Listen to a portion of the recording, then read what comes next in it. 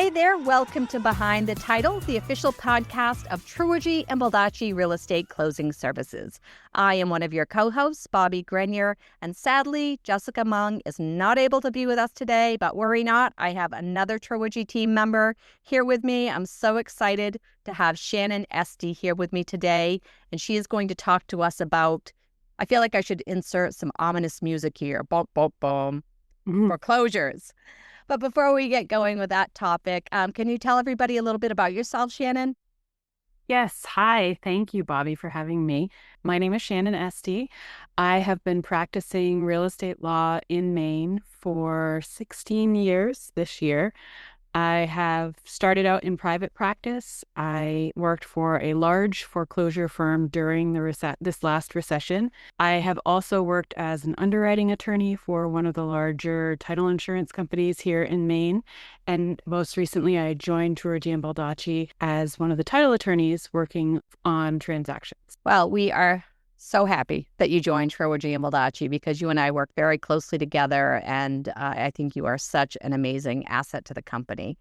And you're so knowledgeable, and you have such a wide variety of knowledge that I will be having you on this podcast all the times. But today's topic is something that I feel like people don't really know much about, and maybe they don't want to know much about because it's confusing and it's scary. And like you said, back in 2008, when everything was going crazy and we were dealing with all the foreclosures, it just made a big mess in real estate.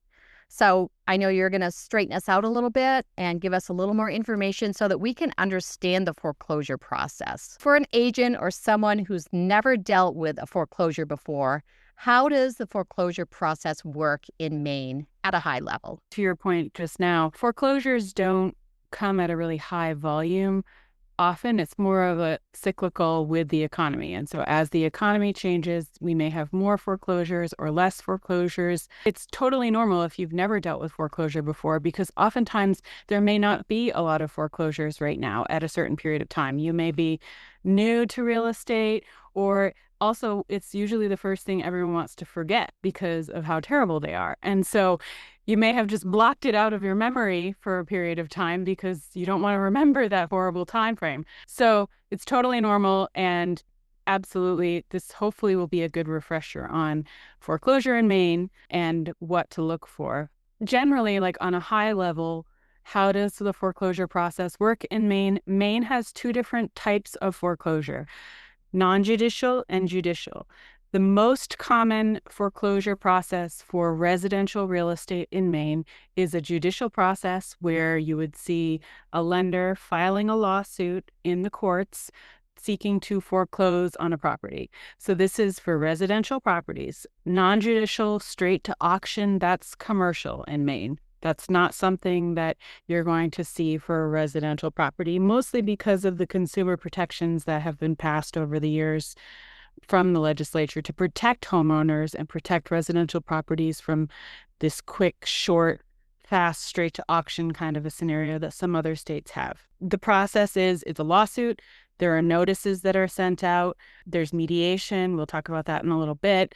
And ultimately, a lender has to prove to the court that they have the right to foreclose, prove all of the elements, and then get a judgment from the court saying you are ordered to hold an auction. And then that's where you would see a foreclosure sale and the property is auctioned off. Then, depending on who buys the property, the bank might buy it back, or it might go to a bidder who attends these. And oftentimes that happens. Why is Maine considered a little more complex when it comes to foreclosures compared to some other states? So Maine is definitely a little more complex, and it's mostly because of the huge amount of litigation that happened in the last foreclosure surge between 2008 and probably 2015 is the range that I would put on it. Maine did a huge overhaul of their foreclosure process in 2010, which put in a lot of consumer protections, a lot of like the foreclosure diversion program requiring mediation. But then there also were quite a large amount of litigation that happened in between during this time, which put a lot of restrictions on what lenders have to prove in order to complete a foreclosure. And so lenders, whether local lenders or large institutional lenders, like on a national level, have to jump through quite a few more hoops than in other states in order to successfully foreclose on properties. So from a title perspective, what makes foreclosure transactions different from any other typical sale? From a title perspective, foreclosure transactions, and we'll talk about this, where they are in the process is going to be the first question that we talk about. They're different because it depends on where they are in the foreclosure process as to how we're going to treat the transaction, what needs to happen in order to clear title.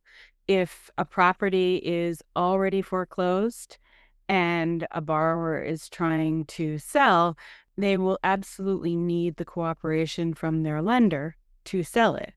If it's prior to completion of the foreclosure, then there are still a lot of opportunities for them to sell it. So there are a couple of different moving parts that we need to make sure that we are addressing so that the title is truly clear at the point post-closing when we go to complete the transaction. So if a seller calls a real estate agent, and most homeowners, consumers, they're not really going to know at what point they can still sell. So if they call a real estate agent and they say, I'm in foreclosure, what is the first thing that the real estate agent should find out from them? The first thing is going to be where in the foreclosure the property is, right at the very beginning. The best advice I would give is look in the registry of deeds. The registry of deeds, where we have every county has their own registry, you should be able to look up. And if you see anything recorded in the registry about this foreclosure, usually it's either going to be a clerk certificate, a copy of a complaint, or some kind of notice to the public that there is a pending foreclosure action.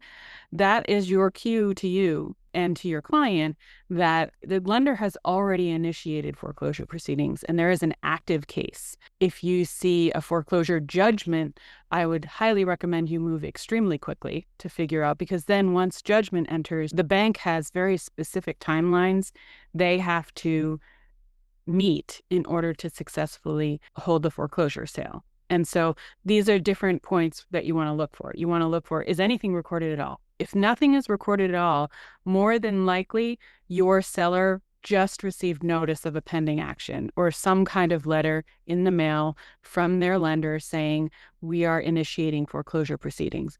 The great thing is that means you have quite a bit of time. Maine, because Maine has several different additional hoops that have to be jumped through, it means that the foreclosure process, if your seller participates, takes a little longer than it might in a different state. So it's not something that, oh, you have 30 days or the property's lost, but it does mean that you need to move. So that's a good point. If there's a clerk certificate or a complaint recorded, it means there is an active file or an active case, but they have not reached the judgment stage yet.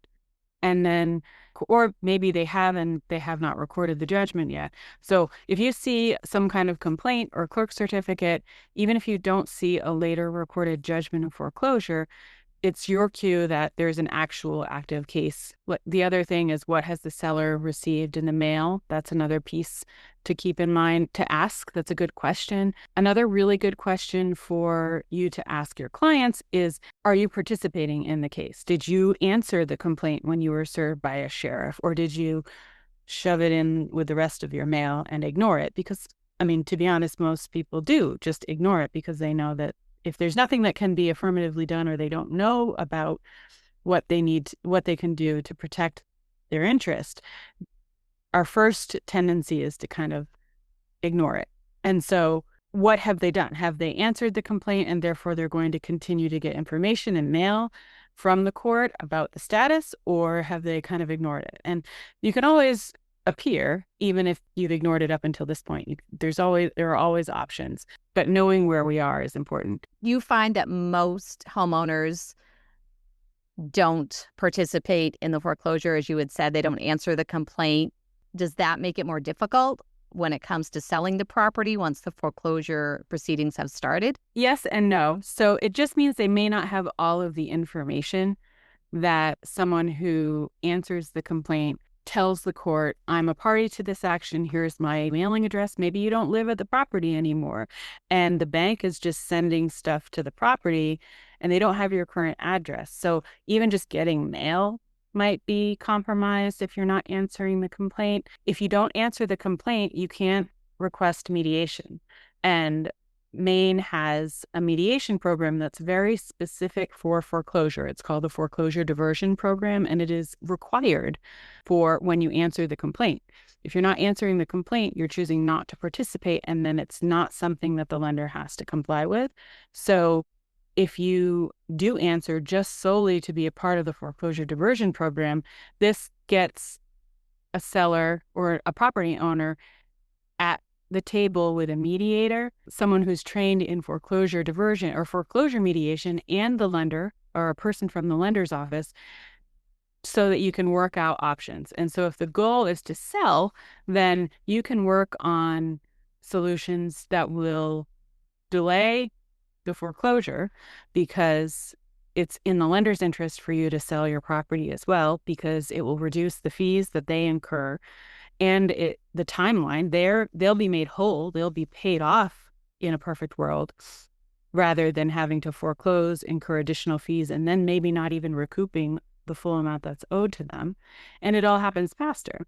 And so participating in foreclosure mediation, if you know that you're selling or you're walking away from the property, selling is always going to be better because you have a little more control over it.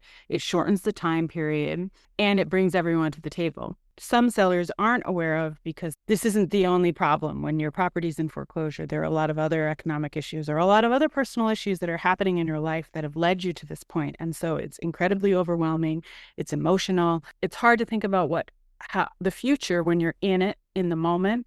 But one thing to keep in mind too is selling rather than just forgetting and walking away and abandoning the property actually will help your credit score and your credit in the future. So if you want to be able to buy a house, again, eventually someday when you've recovered, not saying that you'll never be able to buy a house ever again, but selling, making the lender whole, and maybe having a few months of bad reporting on your credit score is incredibly better than having a full foreclosure judgment or 2 years of negative credit reporting every single month until the foreclosure is completed.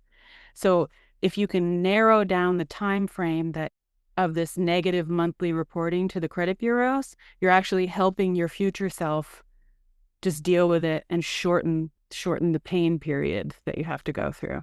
Thank you for bringing up like the human aspect of it, because we got going with this and it's, judicial and it's courts and notices and proceedings and mediation. We're using all of these terms, but at the end of the day, there is a homeowner, a family that is losing their home. And that usually is due to some other circumstance in their life that has led them to that financial situation. So I think that an important question that the real estate agent needs to ask is, are you participating? Have you answered this?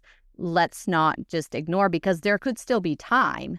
Hopefully they've moved in a speed to reach out to a real estate agent, as opposed to just sitting and figuring it's going to happen anyway and it's happening to me, instead of getting involved and, like you said, thinking of your future self and what's going to happen down the road, because you might be in a bad spot today, right now, but things will get better. Things will get better, and if you participate, it can minimize the long-term damage to your financial situation as well as your credit. Absolutely. And the other thing is that even if the meeting that you have with a client, a potential seller, doesn't result in an immediate listing, because you're able to put them in touch with different programs or have encouraged them to participate, and then they participate in the mediation program and are able to work out a loan modification, you've still made an amazing connection with someone who in the future, if they need an agent, they will remember that. So we kind of went over at high level,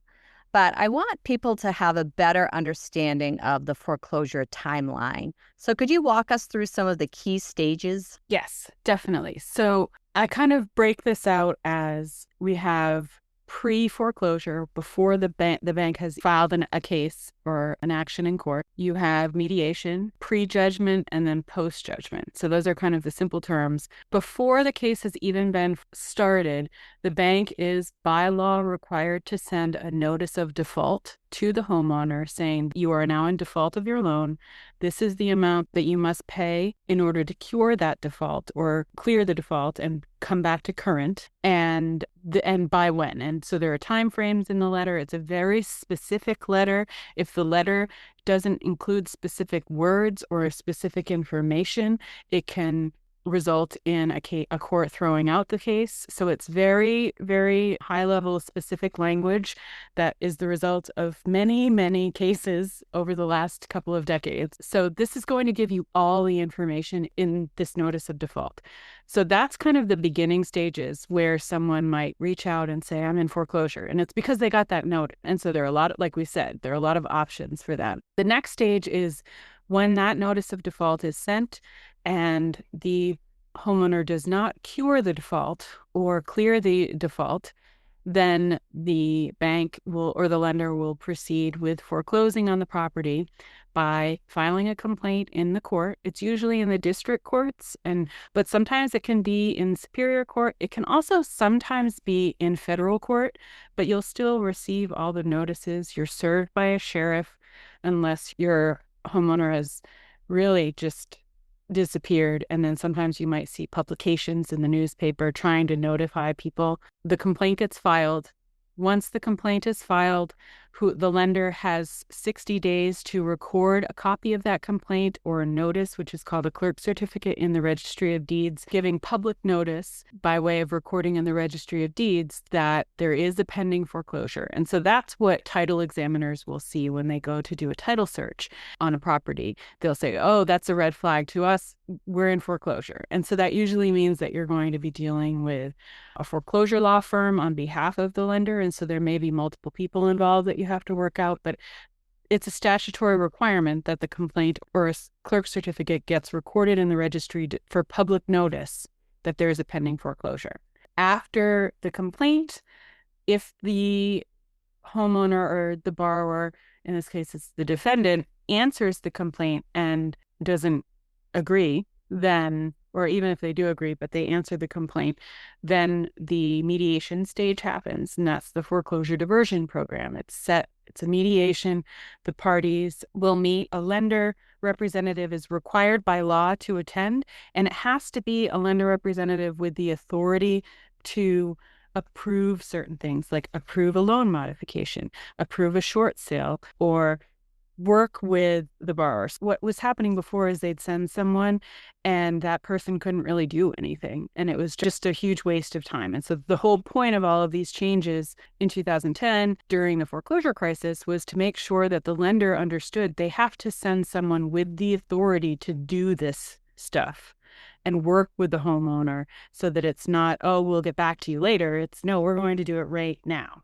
So the mediation process, you can work on a loan modification, you could do a short sale, you could do a deed in lieu of foreclosure if you know that you just want to give back the property and walk away. After that, if that fails, then it would go to judgment. Sometimes there's a trial, sometimes the lender can obtain judgment by motion, but it ultimately, you would get a judgment of foreclosure where the court says, the lender has proven all of the elements of their case and they are granted a judgment of foreclosure. Then it sets out all of the post-judgment timelines that have to happen. So once a judgment gets granted, the lender has 1 year to record that judgment in the Registry of Deeds. That's why I say, even if you don't see a judgment, it doesn't necessarily mean judgment hasn't entered, because they have a whole year to record it. And sometimes, which Bobbie, you and I probably both have seen,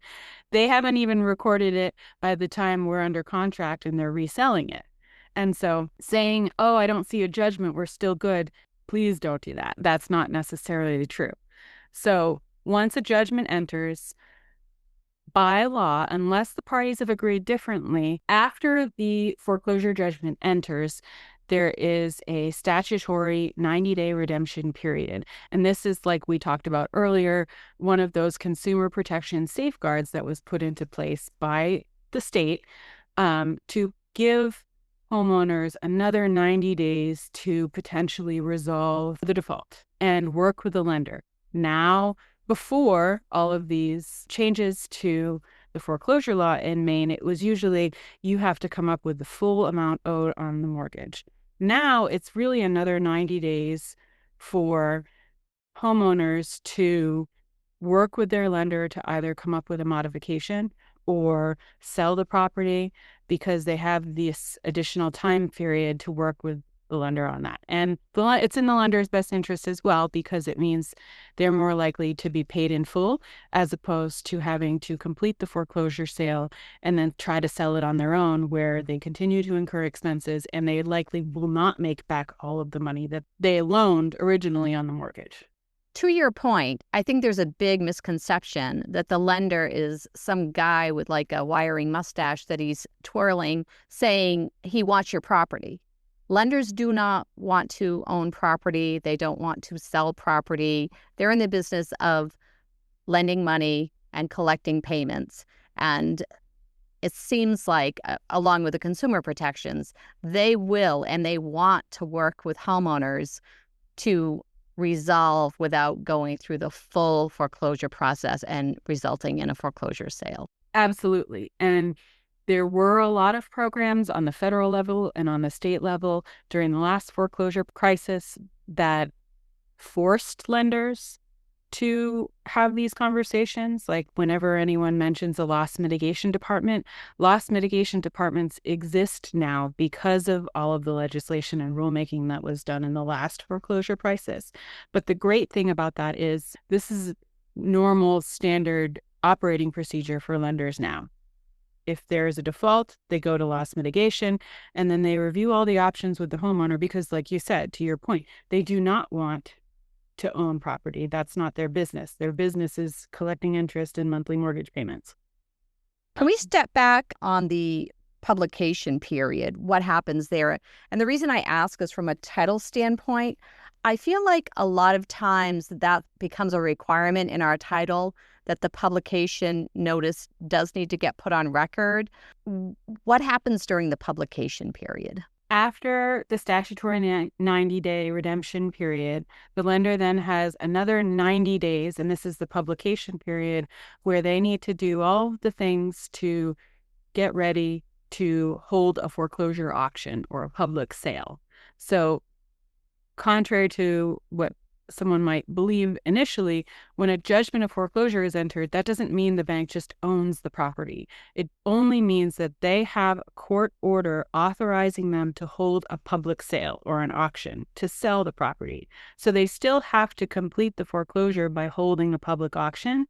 And in order to do that, they wait the 90-day redemption period. And after that redemption period expires, they then have 90 days to publish sale notices in the newspaper, send notices to the homeowner and all the parties involved of the pending sale, and then hold the sale. And it's very specific. So you have to publish notices in 3 consecutive weeks. The first publication date has to be within 30 to 45 days of the sale date.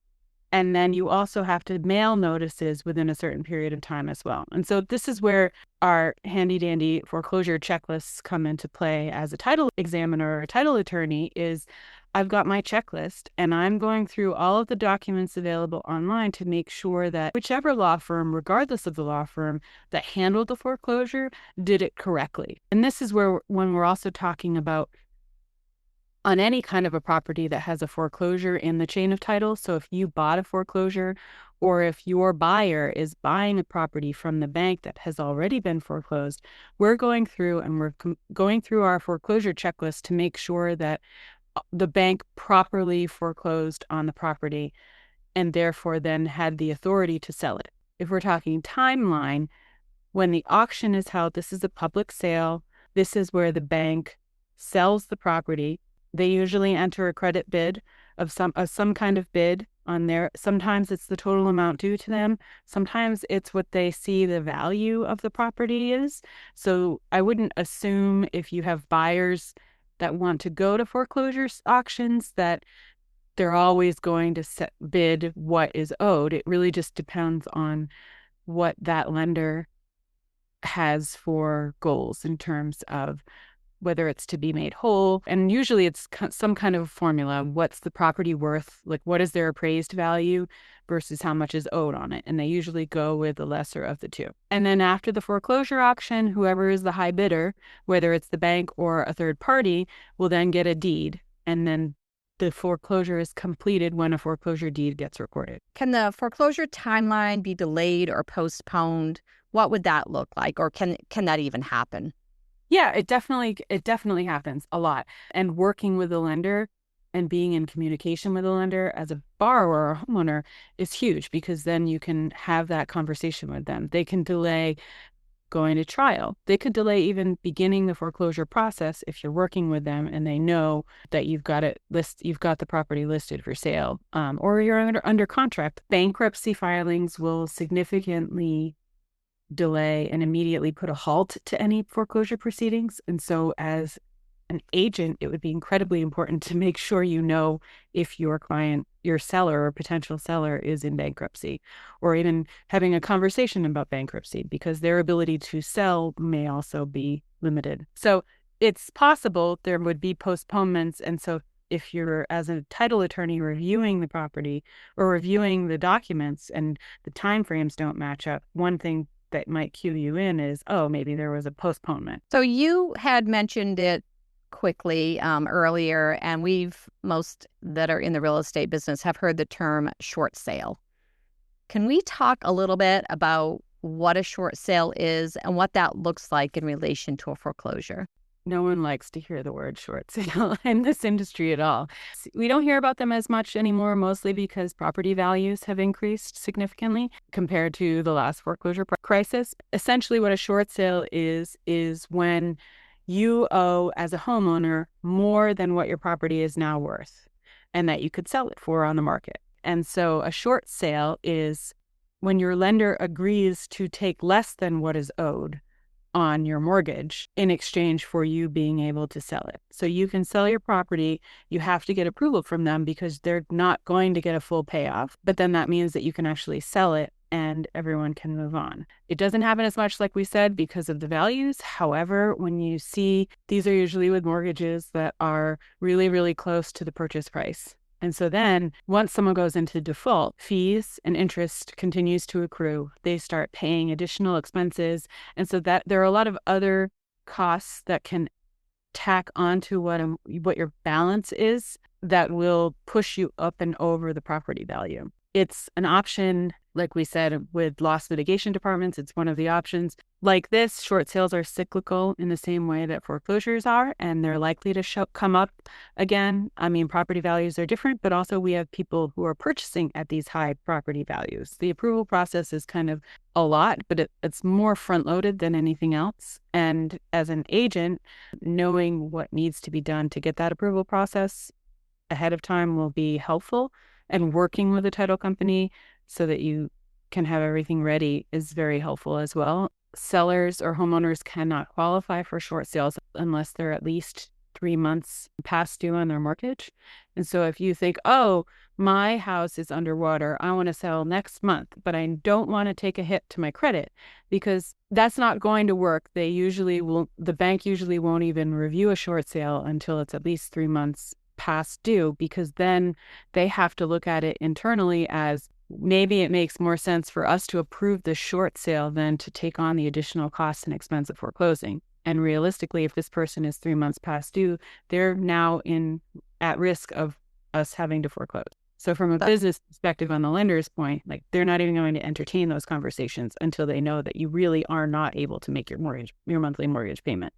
Because again, they're in the business of collecting monthly mortgage payments. It's a business decision for the lenders. And I think that people do lose sight of that. Again, they don't want to foreclose. They don't want your property. I would agree with you. When we were doing a lot of short sales, we were constantly doing estimated settlement statements that had to be submitted to the lender, sometimes a little bit of upfront title work.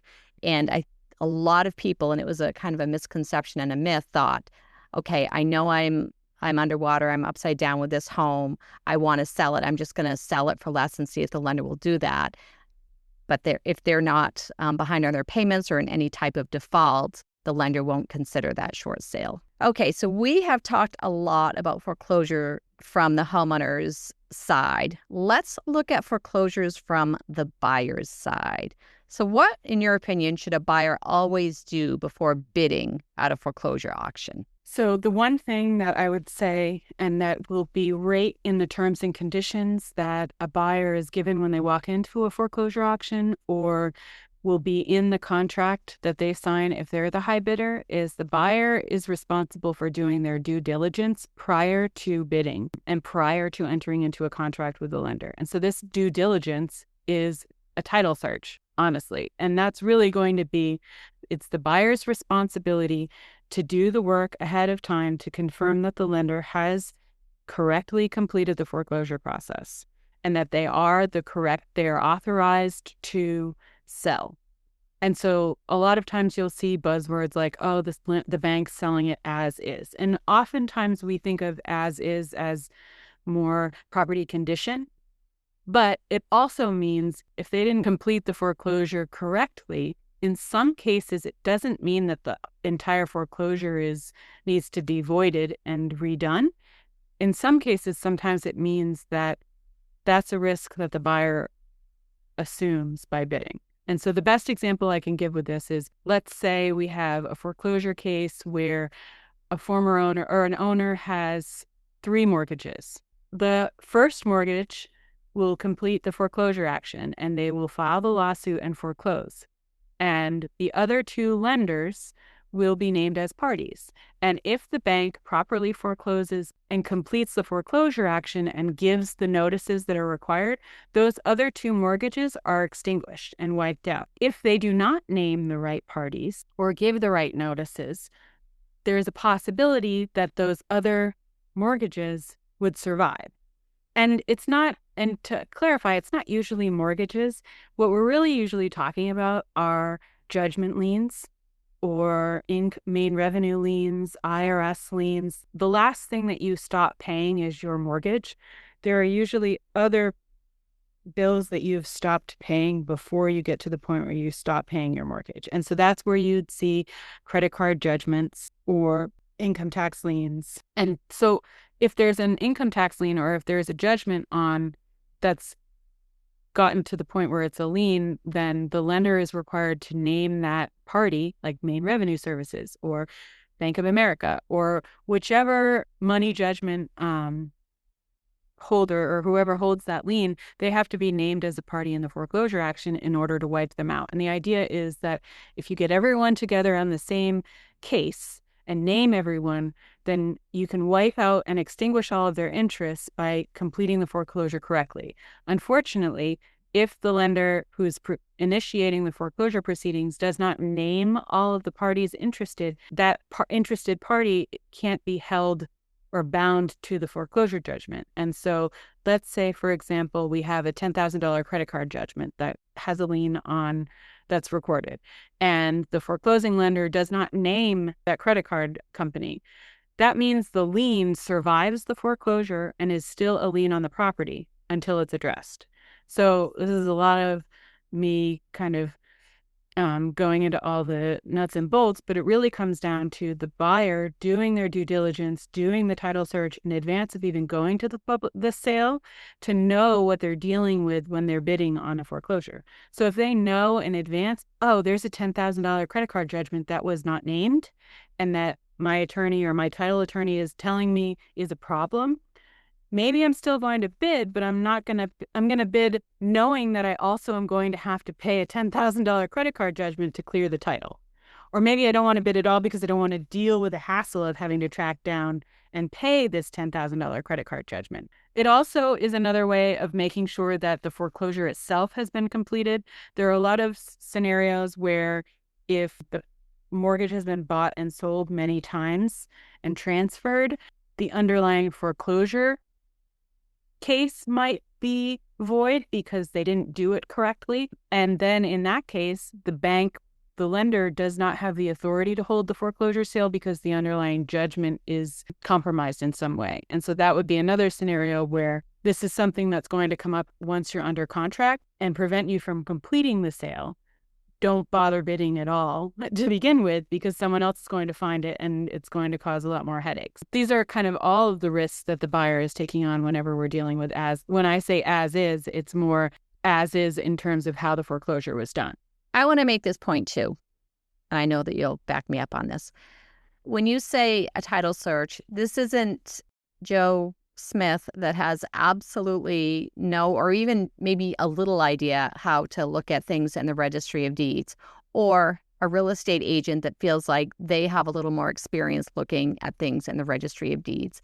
So it really needs to be a formal title search, not somebody poking around in the registry of deeds and seeing if anything pops up that they might be concerned about, because it could be something like, to your point earlier, a missing assignment of mortgage 5 years ago that could cause problems with the foreclosure that they would have no way of picking up on. Right. This is someone has gone through their foreclosure checklist and dotted all of the I's and crossed the T's and made sure that the bank in advance of the auction did everything they were supposed to do. Let's talk about REO or bank-owned properties. How is buying a bank-owned property different from buying at an auction? When you're dealing with a bank-owned property or REO is real estate owned. That's what it means. And this is when the bank or the lender has completed the foreclosure process. And as a result of the auction, no one bid, or the bank was the high bidder. Not necessarily no one bid, but that the bank itself was the high bidder. And they might do this for a variety of reasons. Usually it's always going to be to protect their own investment.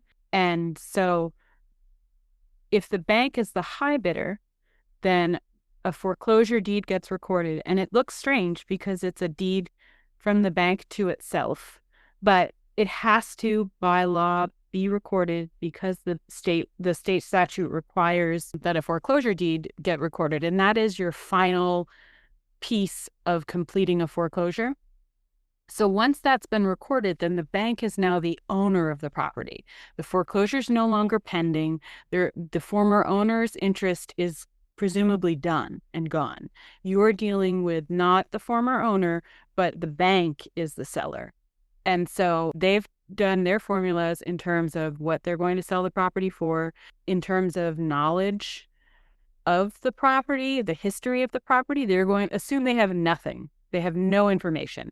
So if you're asking questions about the roof, or if you're asking questions about the septic, assume there will be zero information about any of that. It does mean that they're probably going to look at offers and accept offers based on a formula. So as a buyer, that's important to know when you're looking at the properties that are bank owned. It does mean that they'll be able to close quickly because usually, in some cases, you can usually, once you have a real estate agent handling these listings, the nice thing is that you can access the property for an appraisal or for an inspection, but it's all for you as a buyer. It's not a negotiating tactic with the bank. There's usually very little negotiation because it's an as-is sale. But the same review from a title standpoint is happening. If we at Treworgy get a purchase and sale contract and the bank is a seller and they've completed the foreclosure process, we're still going to, as part of our title search, go back and review the foreclosure to make sure that the bank properly completed the foreclosure correctly so that we have no outstanding title issues. One point you made was, from a title standpoint, the bank, who is now the owner because they were the high bidder at the foreclosure sale, they have no knowledge of the property. So how does that affect some of the title insurance affidavits that we have to have signed? What can that look like sometimes when we're trying to issue title insurance on those bank-owned properties? So it's usually a little bit more difficult to get banks to sign affidavits because they don't have personal knowledge of the property. And so oftentimes it will be easier to buy a bank-owned property as a cash transaction as opposed to a finance transaction, usually because when you have a lender or your transaction is financed, the lender is looking for a loan policy with standard exceptions deleted from the policy. That's like mechanics liens or persons in possessions or possession or the survey exception being deleted on that final loan policy.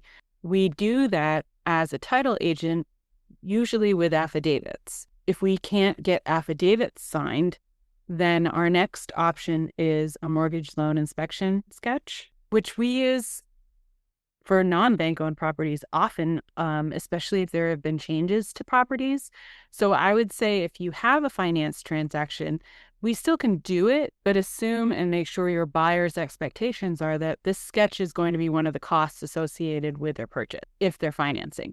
I also would highly, and this is my opportunity to plug it, I highly recommend that all buyers get a sketch if they can, because it really is kind of a mini survey and gives buyers really an idea of what the property looks like for a pretty inexpensive cost comparably when you think about how expensive full boundary surveys are. Yeah, that's actually a great point. And since I started, I've only bought one property aside from my home that I live in since I started working here. And it was, we bought it cash. I still had a mortgage loan inspection sketch done because it was, I don't know, $300. That to me was well worth being able to see the boundaries of the property, where the improvements sit within the boundaries, making sure nothing of the neighbors came over onto my property. So yeah, that's a great plug for having a mortgage loan inspection sketch done. And it more than likely will be a requirement, especially if there's a lender or if the buyer wants enhanced coverage when they do buy title insurance with these properties. And that's like you said, I mean, that's kind of our next step. If we don't have someone or a seller who's willing to sign affidavits about the property, whether they're not available or they just don't have the information, our other option is, okay, we order a mortgage loan inspection sketch, but one costs significantly more than the other. Let's talk about deeds in lieu of foreclosure. What exactly is a deed in lieu of foreclosure, and when would it be used? I kind of mentioned it earlier, but a deed in lieu of foreclosure is another option for a seller or a homeowner when they're in default and they want to try to cut that timeline short in terms of being in default. They know that they cannot, for some reason, they won't be able to keep the property and continue to make monthly mortgage payments, but they want to avoid the foreclosure process and kind of wipe their hands in it and move on with things at a faster rate. If they can't do a sale for some reason, I mean, our first option would be, well, can you sell the property? That would be ideal. If for some reason they can't sell the property, they can't get approved for a short sale, for example, but they know that they want to walk away and they don't want to be in foreclosure proceedings for 1, 2, 3 years, another option for resolution with the lender is the homeowner would agree to deed the property to the bank in lieu of foreclosing on the property. So the bank accepts the property by deed instead of by foreclosure litigation.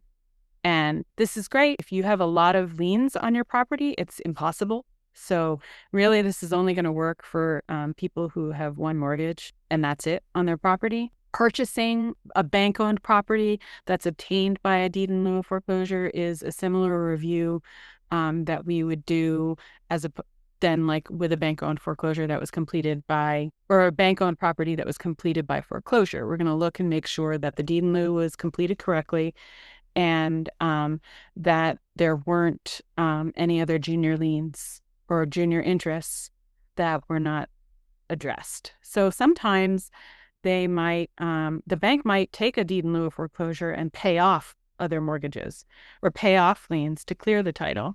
Other times they might not approve it because of the title and what it looks like. It's a good option for people, especially like if people that want to cut the time frame short when they know they can't keep the property, but they have really limited options.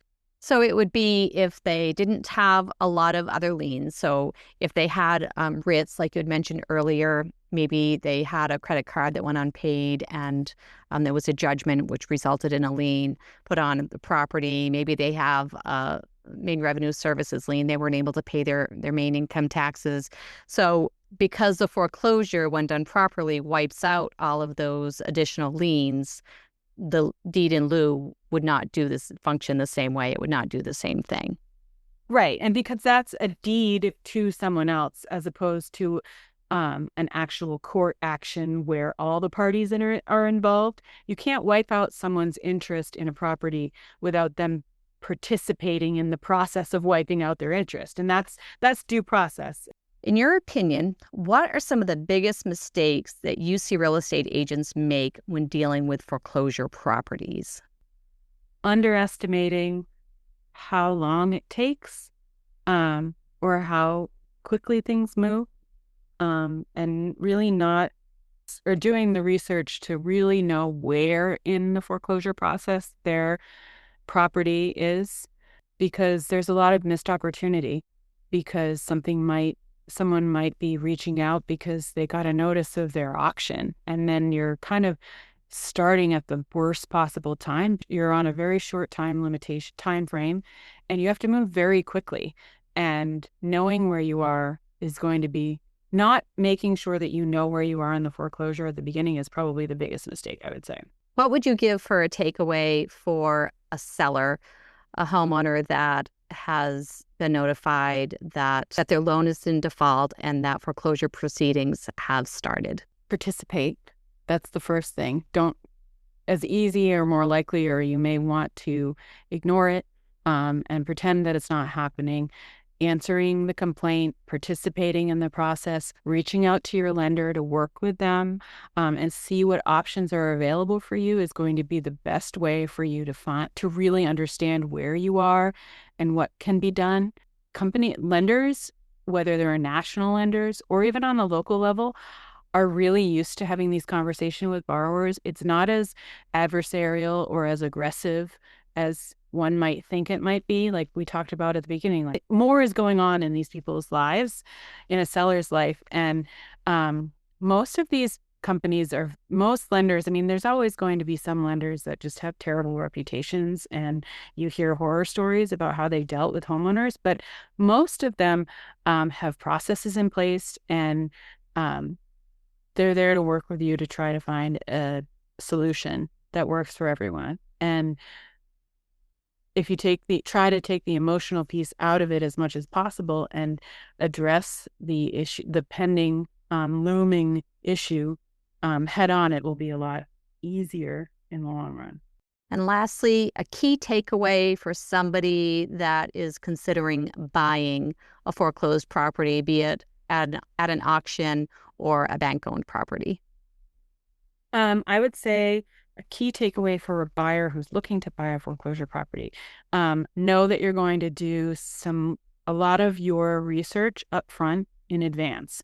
If you know that you want to bid on a property or attend a foreclosure auction, have a relationship with a title company or with a real estate agent who has a good relationship with a title company that can do the work, the title search in advance, so that you feel you have all of the information before you even walk into the public auction, and you know what you're dealing with. You know your bidding. That will help inform what you're willing to bid on it too.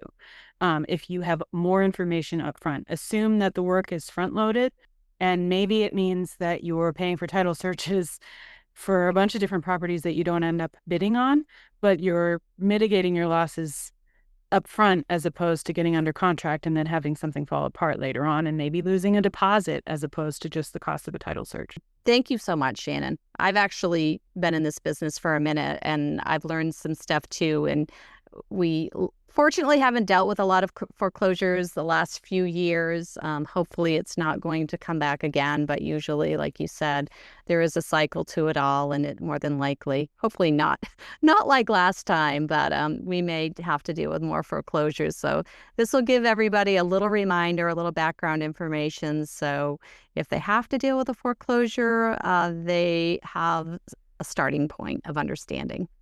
Absolutely. Well, thank you. Thank you, everybody, for listening. Jess will be back with me shortly, but she, again, I said we're doing real estate in real time, so she is setting up our new Auburn space, doing lots of marketing and closings. So I am so appreciative of Shannon stepping in and talking with us about foreclosure today. Thank you, Shannon. Thank you for having me. We hope you've enjoyed this episode of Behind the Title, the official podcast of Treworgy and Baldacci Real Estate Closing Services with your hosts, Bobbie Grenier and Jessica Mung. Remember, this podcast is for informational, educational, and entertainment purposes only and not intended as legal advice. Please remember to follow and rate the show and share this episode with a friend.